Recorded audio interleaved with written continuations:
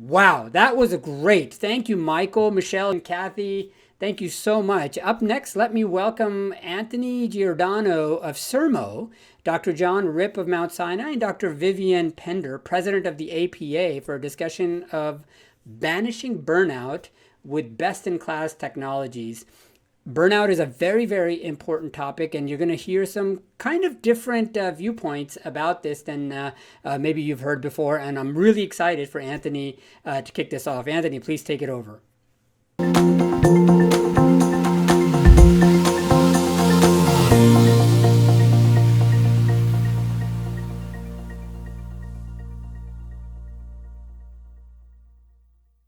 Hi, everyone. Welcome to Banishing Burnout with best-in-class technologies, empowering the hybrid healthcare workforce. I'm Anthony Giordano, a VP of Growth Marketing at CERMO. I'm joined here by two of the leading voices on this topic, Dr. Vivian Pender, who is president of the American Psychiatric Association, and also Dr. Jonathan Ripp, who is Chief Wellness Officer at Mount Sinai. CERMO is a global community of physicians who we recently crossed our 1 million member mark. Doctors come to CERMO to contribute to medical research, improve their practice, and talk with their peers in a safe environment. You'll hear some of our clips throughout this session about the topic. And the topic, of course, is burnout. So I'll turn it over for some introductions from both of our panelists here today. And to start off, in addition to your role and your responsibilities, please just share one thing about how you personally recharge. Dr. Pender, I'll pass it to you first. Thank you. Thank you so much for inviting me to talk here. So I am, in addition to being president of the APA, I'm a clinical professor of psychiatry at Weill Cornell Medical College in New York City. And I divide my time between teaching medical students, residents, psychoanalytic candidates at Columbia University, and I do some international research on global mental health, and I write and as much as possible, and have a private practice in New York City. And what I have been doing personally is I've been watching football, only NFL football for some reason. They seem to be the best. I have never watched football in my life, but it for me, it provides a kind of release of having to process all of the information that's coming through to me online in every form. I was just on another call, and I said, my phone is like connected to my hand, and so I'm just constantly getting data. So for me, football, I don't even understand how it works, but they are amazing athletes, and they're willing to put themselves through great risk. But that's it just lets my mind relax. Okay, well, I hope you picked a good team to root for. Sometimes it can be recharging. Sometimes watching football, if you're too much of a fan, can cause you to burn out too. So I think that's a really good one. I don't bet. Good. Well, thank you and welcome. Thanks for joining us. Sure. Thanks so much. Also, I just want to extend my appreciation for the opportunity to be with you all today. It's great to be here. So I'm John Ripp. I'm the Chief Wellness Officer and Dean for Wellbeing and Resilience at the Icahn School of Medicine at Mount Sinai and the Mount Sinai Health System, also in New York City. And I've been in the role for a few years. I'm a practicing general internist and see myself primarily as that's how I define myself first and foremost as a physician. I've been doing that for quite a while. and really got started in this as a researcher. So I've done a number of studies looking at burnout initially in resident physicians and beyond, and still do quite a bit of research, and actually have done quite a lot looking at the psychological toll of COVID on our workforce. I also co-chair a group called CHARM, the Collaborative for Healing and Renewal in Medicine, which is a professional home for well-being leaders throughout the country. So in terms of what I do, so even though I live in New York City, I try to be outdoors and in nature as much as I can. I find that really helps restore me, restore my soul. And so actually most days I get to commute to work by walking through Central Park. So even in the heart of an urban jungle, I find time to be outdoors, and that's on a day-to-day basis. Whenever I can and get a moment, I do try to get away further afield and spend time in nature. I find that to be really valuable. So thank you. That's great. And thanks for sharing it. As a fellow New Yorker, Central Park is definitely a treat in the middle of the city, and to enjoy taking some trips in nature there. So it really does help to recharge and energize. We're going to start off with a short clip from a few community members within SERMO talking about the problem of burnout. I think that burnout really is driven by putting too much emphasis on patient satisfaction scores and core measures, a lack of physician autonomy, contract management groups who make decisions based on their bottom line, money, and not the physician's best interest. The fact that you can be sued for literally anything, whether it was your fault or not. At least, that's my experience from 10 plus years as an attending emergency physician. I'm realizing that burnout is due to forces out of our control, such as lack of foresight or planning by hospital administration, government policies, etc. So what is the point of seeking mental health care when the situation won't or doesn't change? Okay. You hear about some of the more systemic issues and concerns, and really multiple factors that impact this problem of burnout. So we're going to start broad and really get down to one of the things that's probably runs in the background of a lot of the media reporting on this and how it's described. Do you feel that the concept of burnout is a cultural or generational shift, where it is just kind of part of culture, or is it the result of a true change in how much and how we work, or is it both? Dr. Pender, I'll start with you. Well, first of all, I think we should define burnout and to make sure we're all on the same page, that it really has to do with workplace stress. It's defined by the World Health Organization, and it has 3 dimensions of feelings of energy depletion and exhaustion, increased mental distance from the job, even disparaging or cynicism related to the work, and sometimes reduced work product, work efficacy. So it specifically refers to phenomena in the occupational context. And it's in the ICD-10 and then in more detail in the ICD-11. So the International Classification of Diseases that's used by physicians.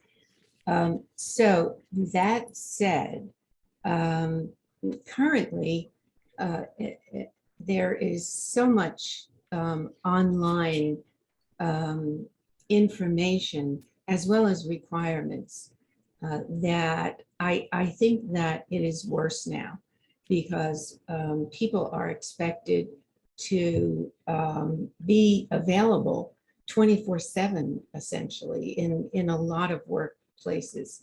I know I am frequently in that situation, and I was up at 5:30 this morning to be on a TV program speaking about mental health. But even evening meetings, weekends, so that idea that, and especially that this is during COVID, that the routine of a workday has a finite workday has kind of disappeared. I do most of my work virtually, so I don't go into my office. I can see patients virtually and teach and have meetings virtually, but so I don't commute anymore to work. I used to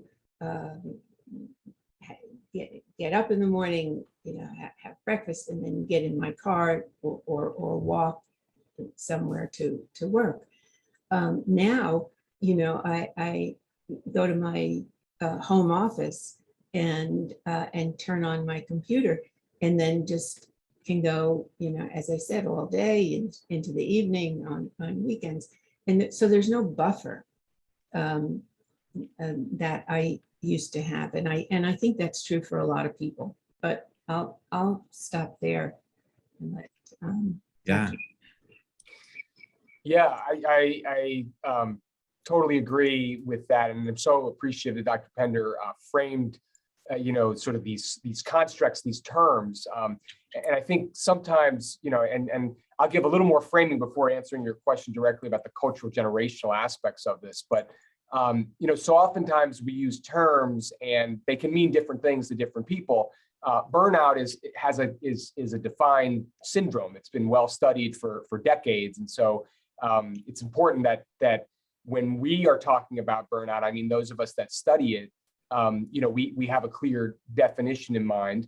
But sometimes for those who are receiving information about burnout or reading studies, it can even resonate poorly with folks because they say, I'm not burnt out, the system is burning me out. And burnout is clearly something that's defined as an organization, an occupational or system level issue.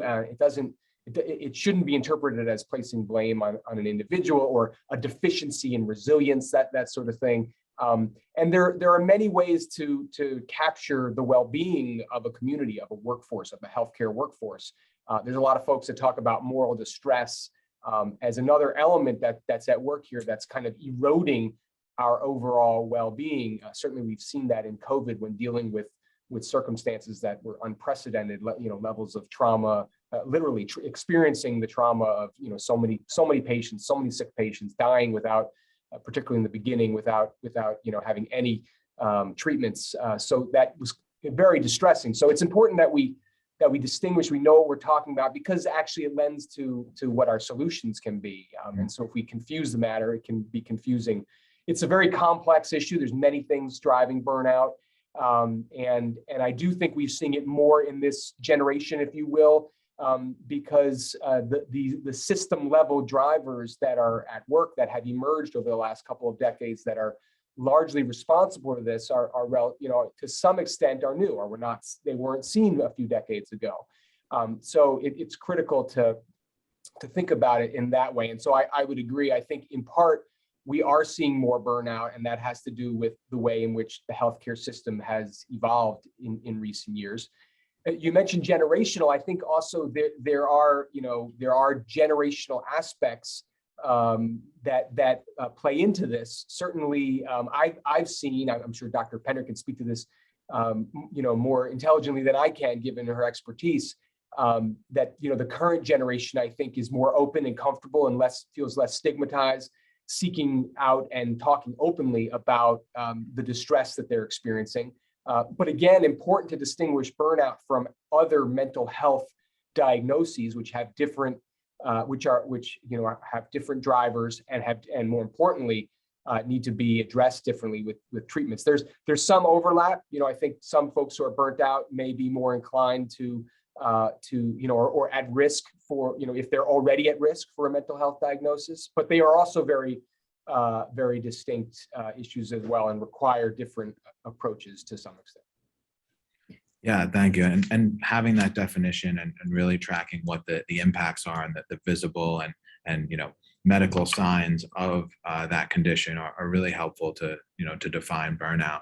And Dr. Rip, you mentioned that, there can be some stigma around, being a physician in the workplace, and speaking about burnout or mental health challenges.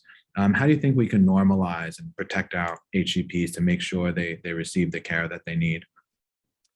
Yeah, I mean, again, I would answer that question.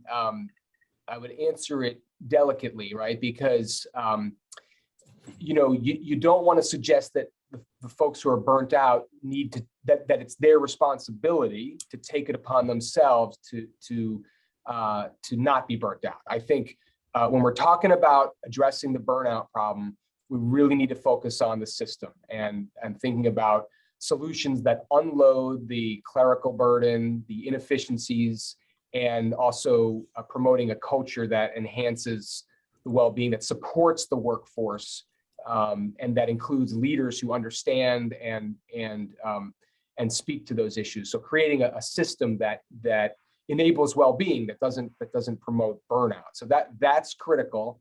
And yet within that context, there's going to be individuals that are suffering from burnout and individuals that are suffering from mental health conditions. We know this, and the trauma of COVID is going to increase the prevalence. We've seen the data showing this, and I think there's more to come.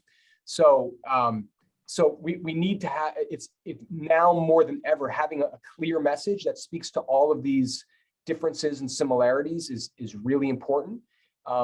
But when it comes to those individuals that are in distress in the here and now, while we're trying to fix the system, we need to speak openly. We need to make sure that that we are in a culture that promotes self-care, that promotes reaching out when one is in distress, that doesn't encourage folks to hide it.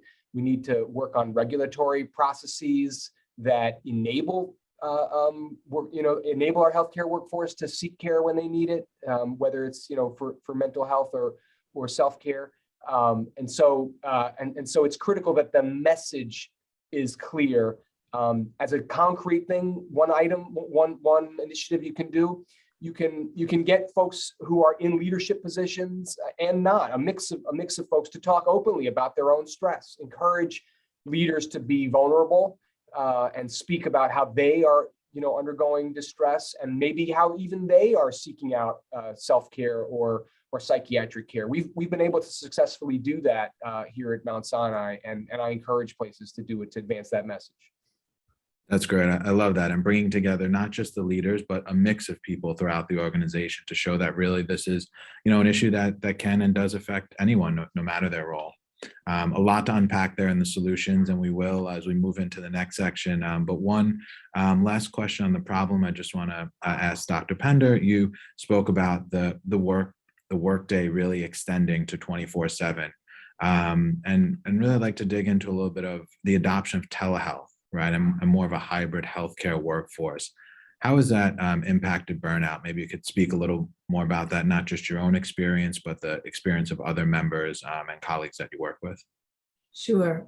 So I just want to go back to the workplace setting that I hear about from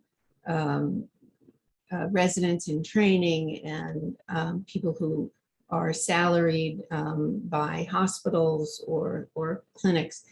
And the work environment, especially during COVID, the stress of COVID and the trauma that Dr. Rip has eloquently spoken about, the deaths and disease and personal exposure to the risk of getting COVID for healthcare workers has just been enormous, and the kind of moral injury that healthcare workers are being subjected to, that is dispensing care and rationing care sometimes is tremendously burdensome. So the key drivers I think are for burnout are the workplace environment, a poor working environment, the inhumane number of hours. So I talked about the 24/7 expectation, but there's also, for physicians in training, there's an expectation of an 80-hour work week.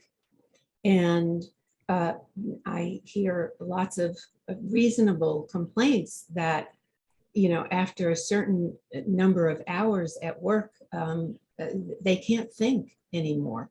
And they can, barely stand up. So those kinds of what I'm terming inhumane expectations of hours per week that we expect from especially physicians is just unacceptable. And it's inflexible. There's an inflexible work environment. And this is especially for young people with children, young children. Childcare is always an issue. I know it was for me when many years ago when I had small children. I tried to get a daycare center going at the hospital where I worked, and it didn't happen. But so the inflexibility of work, and the lack of support services, and the other thing is the microaggressions that take place. I don't think we want to overlook that in terms of, that people of color have to are being assaulted with anti-Asian sentiment, political aggressions, sexual differences. So these microaggressions that take place at work are also a very big factor. And I kind of do look at the systemic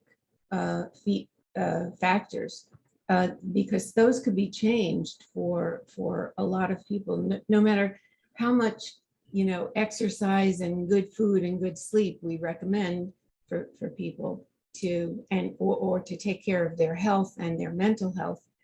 There's just so much that they can do to change their workplace. So there's a lot of factors at work that need to be changed, like providing mental health support, because there's a soaring demand for services, for mental health services for employees, and flexibility of work policies that benefit the employees, as well as their families.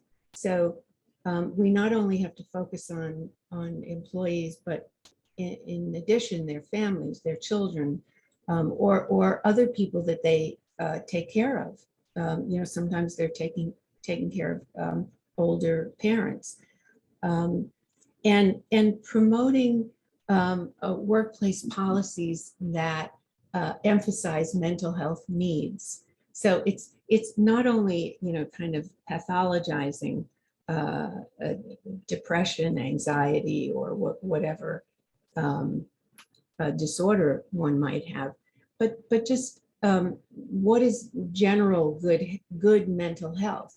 What does it mean to have a sense of well-being, and how can that be enhanced, and how can employers help with that? Not only by destigmatizing mental health needs, but actually promoting good mental health. Taking breaks, support, talking about, asking people, how are you feeling today? Having some groups talk over lunch about how they're feeling, how they're doing, how's their family doing. And so, kind of opening up mental health to the light of day, shining some sunlight on it. Yeah, and it is from the systemic issues down to those individual interactions that happen on an everyday basis. So many things are contributing to this panel and to the topic, and I could see the passion from both of you. It's just, as we're even talking about just defining the problem, it's naturally going to how can we help the healthcare industry, to really improve here. I want to play a quick clip from a Sermo community member on one of his solutions to the approach of physician burnout. Self-care is what enables us to continue to show up for our patients and our families. It doesn't look like spa days and vacations. It starts with how we think about ourselves and show up for ourselves, even when the system pressures us to be robots and live, breathe, and die for work. It starts with what we eat and how much we sleep, but it extends to our thoughts and how we perceive our situations. As a life coach for physicians, self-care includes being intentional with how we want to live our lives and owning our decisions, rather than giving our autonomy, our emotional state, and our power over to a system that we don't control. Great. Yeah. Very interesting perspective there from a life coach for physicians. So just wanted to get any feedback. That's one perspective on this. So Dr. Rip, what are your thoughts on that? Yeah, I think, my reaction would be first to celebrate and, recognize, validate that perspective, that individual, because I think we need those champions who have skills and a passion for promoting self-care and focusing on enabling individuals to be their best selves and find their best pathways. So I'm in full support of that kind of work. I do see it as kind of one piece in a larger complex puzzle, if you will, that when put together is sort of a portfolio of solutions. The complexity of the solutions need to match the complexity of the issue, right? And we've heard about so many drivers that we've talked about that are contributing to this problem. And so we need lots of solutions. And I would say first and foremost, again, I would return to the system. Now you can have system level changes that enhance the ability to access the type of individual level supports that we heard through in that clip, right? So I would say that it's the interface of the system level and the individual level opportunities that really make the difference. So if you create efficiencies in the workplace, if you use technological solutions to make it so that it's easier for one to do their day-to-day work, and you do that in a culture that promotes psychological safety, where individuals feel supported to speak up, to say, when they need something, then that's gonna go, part and parcel with a workplace that enables individuals to avail themselves of coaches and other individual level resources. So that's kind of how I think about it. But it really is a complex issue, and we've got to tackle it. And I think my last comment is, even sometimes we silo our solutions. We say, okay, let's think about an efficiency of work solution that can unload, some of the clerical burden, say, coming through the inbox, the electronic medical record inbox. And let's think about some cultural solution that enhances leadership, behaviors and promotes leadership behaviors that improve well-being. Well, what I would say is we need to talk about how these interface, right? We need to talk about how we can promote a culture where leaders demonstrate behaviors that solicit the answers around the efficiencies that are needed. And it's the interplay that we need to increasingly pay attention to, so that everything is working together to get a sum that's greater than its parts. Yeah, definitely. Thank you. And Dr. Pender, you spoke about, a lot of different solutions, and so is Dr. Rip. If you could identify, one solution, maybe it's the first one or the most important one, what would be one thing that the audience here can really take away as what you believe is one thing that can make an impact? I think a supportive and safe working environment is probably the most important thing, where people can talk to each other, especially about how they're feeling and how they're doing at work and at home.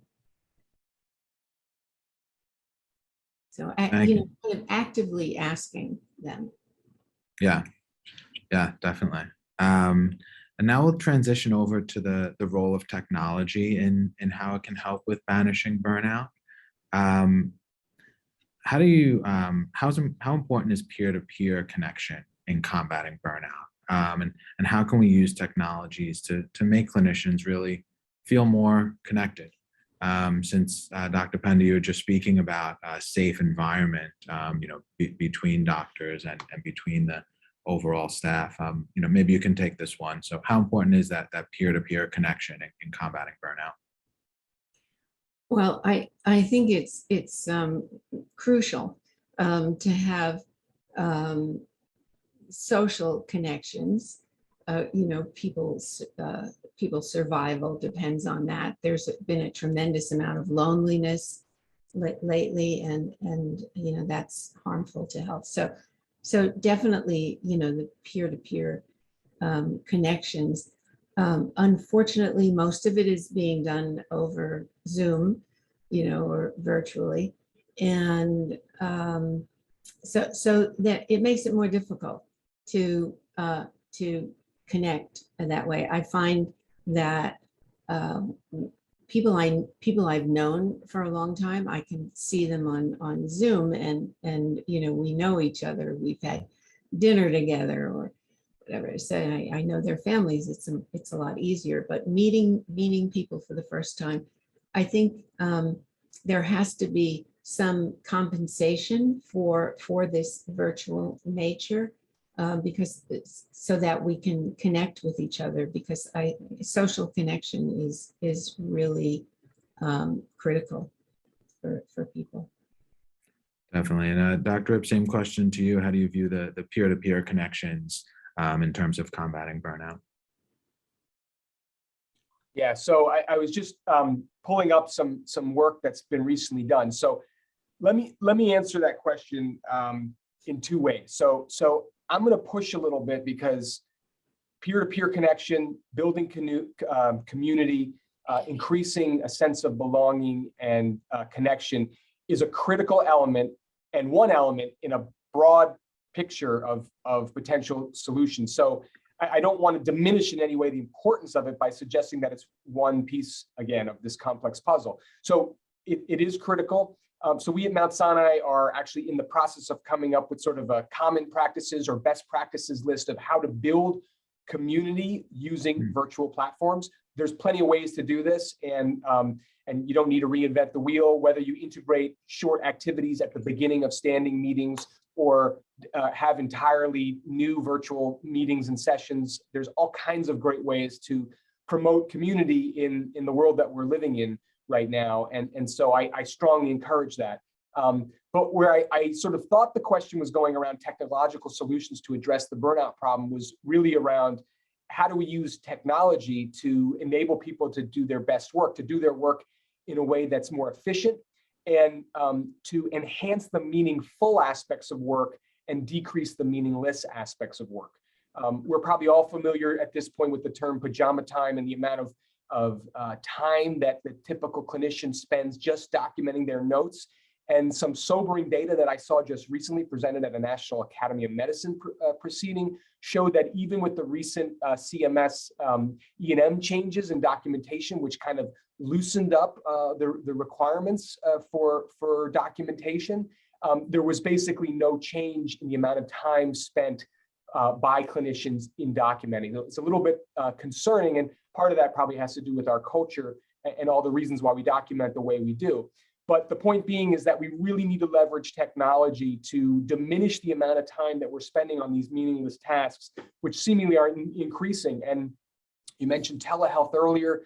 The explosion of electronic communication between the patient and the doctor is great for the patient, but I would argue that there was essentially no attention paid to what the impact on the healthcare worker is. And so now there's even more time spent in responding to messaging that is not accounted for. So some of that can be meaningful parts of the work if you're communicating electronically, but a lot of it is stuff that should never come to the physician. When am I going to get my next appointment? How am I going to get billing? How do I get to my appointment transportation wise? So the explosion of the meaningless aspects of work need to be tackled with technology and married with some of those cultural elements that where where leadership in an organization is saying, how can we enable our people to do their best work, to come in and be charged up by what they do, not have their sort of meaning eroded. Yeah, that's great. I love that meaningful versus meaningless work. And Dr. Penna, do you have something to add there? Yeah, I just wanted to add, I've heard a lot of complaints that some of the EMRs have added boxes, more boxes to the system to check. And so that making it more cumbersome, more time spent on the EMR.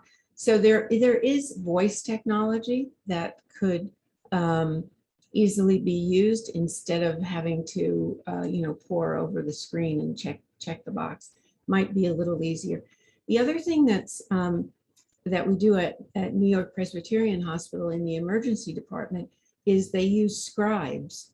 They're students who follow the physician around, and so the physician can actually talk to the patient and spend time examining and connecting with the patient, while scribes, in an ancillary way, take the notes and fill out those forms. So that is very helpful as a concrete. So a mix of human and technology. Yes, that definitely we can put in both solutions to help here. As far as new technology, can you tell us about a new technology you implemented that worked well, and maybe one that didn't work so well? And what takeaways can you each share with the audience here as they think to use technology to combat burnout? Dr. Penda, we can start with you. I can't think of anything that is a new technology. I mean, other than the usual platforms that are being more and more enhanced, with more features. But I think that the industry is improving our ability to use telehealth as we go along. But I would defer to more technologically superior people than me. I can add to this a little bit. So from what I've seen, actually, there's quite a lot of technology available in the here and now. That's there's a lot of folks that have gotten on this bandwagon and that really designed to increase the efficiency of the doctor-patient interaction, clinical encounters, and so forth. Scribes being one of them, and the voice technology actually now is good enough that virtual scribes. I've seen examples where you watch a video of a doctor and a mock patient interacting, and then literally within minutes of the conclusion, there's a note that's generated and just requires small edits. I think the problem is in the implementation of all this and building that into the business model of healthcare. We just haven't seen it really. And I shouldn't say we haven't seen it. It's out there. It's happening. And ambient technology that captures all that's going on between the doctor. I mean, there's remarkable stuff that exists in the here and now. But again, the implementation is not being realized. There's so in terms of things that have worked or haven't worked, I think the issues around scribes, it's kind of a bit of a toss-up. There's probably certain specialties that it works really well, and in other specialties that ultimately the amount of burden that it unloads may not be enough if it's not linked to other measures that can really make a difference. We at Mount Sinai have what we call our inbox management group. So this is IT folks, the technological wizards, operations folks who understand how team-based workflows can mix with the technologies, and then the well-being people meet regularly, and we create a number of pilot programs and provide pilot funding to explore ways in which you can merge these technologies. Some of those have been quite effective in reducing the amount of time that the clinician is spending in the inbox. And I heard just the other day someone saying, people are not leaving their jobs. They're not leaving their careers, they're leaving their inboxes. So it's not just the documentation time, it's all the added work that flows through the inbox. So if we can use technology and our operations folks to distribute the work amongst team members, we can use technology to divert messages. You can use natural language processing technologies to read a message and say, oh, this is about a piece of equipment. It's not about something that the physician needs to answer. And that message gets diverted to a different member of the team. That's got to be enabled by the operations folks who know who the team members are and put them in place. So there's a lot happening. It's just that there's a lot of burden out there that's concurrent and a challenge with implementation. Definitely. And thank you so much for sharing, both Dr. Pender and Dr. Rip, on this really important topic that's affecting so many of us, whether it's personally, family, friends, colleagues, at workplaces. And I can just, obviously we can talk about this for a very long time, but, in the spirit of burnout, we also all have other things to work on and a time limit to get to. So I will wrap it up here. I've hope the audience has definitely gotten a lot from this discussion, from, as I mentioned too, really the leading voices in this space here. We defined what burnout is, and certainly a very real problem, a real disease that is affecting so many people, and sometimes overlapping with mental health and sometimes not, but certainly a real issue that has grown with COVID and with the increase in operational burden that healthcare workers have to take on. The focus on solutions is both systemic and individual, and both of those are needed. So, it starts at leadership, but we heard some ideas that really permeate through the entire, workforce and healthcare in a health system. That's important for people of every level to get involved with. And finally, the technology solutions, whether that's voice dictation or improved efficiency technologies that can help reduce that operational burden, and also utilizing humans in addition to technology to be scribes to help out physicians and reduce that burden and reduce burnout. And communication, of course, a big part of this. Between peers, between administration and the healthcare workers, in order to help people feel a sense of belonging here. So we covered a lot, and thank you again for all of your insights, and thank you to the audience for joining us today. Thanks so much for having us. Thank you.